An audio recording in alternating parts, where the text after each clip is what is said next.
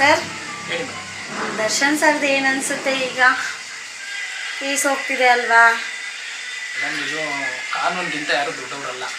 ನನಗೆ ಗೊತ್ತಿರೋದು ಅಷ್ಟೇ. ಕಾನೂನು ಮುಂದೆ ನಾವೆಲ್ಲ ಸಣ್ಣ ಒಂದು ಇರುವೆ ಇದ್ದಂಗೆ. ಯಾಕಂದರೆ ಕಾನೂನು ಮುಂದೆ ನಾವು ಯಾರು ದೊಡ್ಡವರಲ್ಲ. ನನಗೇನು ಬೇಜಾರಂದರೆ, ಬಾಸ್ ಜೊತೆ ನಾನು ಹತ್ತಿರದಲ್ಲಿ ಅಂಬರೀಷ್ ಆದಮೇಲೆ ಮೇಡಮ್, ನಾನು ಸುಮಾರು ಯಜಮಾನ ಆಗೋದಾಗಲೂ ಅಷ್ಟೇ ನೋಡಿದ್ದೀನಿ.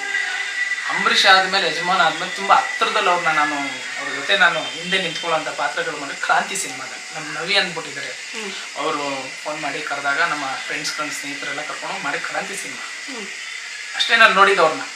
ಆ ನಂತರ ನಾನು ಅವ್ರನ್ನ ನೋಡಲಿಲ್ಲ. ಸಣ್ಣ ಪುಟ್ಟ ಬೇರೆ ಶೂಟಿಂಗಲ್ಲಿ ನೋಡಿದೆ.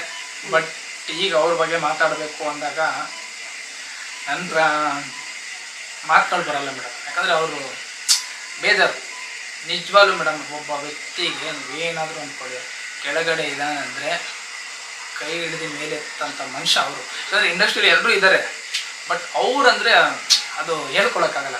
ಬಾಸ್, ಜೈಡಿ ಬಾಸ್ ಅಂತಲೇ ಹೇಳ್ಬೇಕು. ಯಾಕಂದರೆ ಬೆಳಿಬೇಕಾದ್ರೆ ಅವ್ರ ಹೆಸರು ಹೇಳ್ಕೊಂಡು ಹಿಂಗೆಲ್ಲ ಇಲ್ಲ. ನಾವು ಚಿಕ್ಕವರಿಂದ ನನಗೆ ಬುದ್ಧಿ ಗೊತ್ತಿರೋವರೆಗೂ ನಾನು ಡಿ ಬಾಸ್ ಫ್ಯಾನೆ.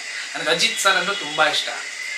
ಅವ್ರಾದ್ಮೇಲೆ ಅಂದರೆ ಆ ಜಾಗನ ಕನ್ನಡ ಇಂಗ್ಲೀಷಲ್ಲಿ ಹೇಳಕ್ ಬರಲ್ಲ, ಕನ್ನಡದಲ್ಲಿ ಹೇಳ್ಬೇಕು. ಆ ಜಾಗನ ತುಂಬಿಸ್ಬೇಕು ಅಂತ ಇದ್ದಾಗ ನನ್ನ ಭಾಷೆ ಡಿ ಬಾಸ್ ಅಷ್ಟೇ ನಾನು ಹೇಳೋಕ್ಕಾಗದು.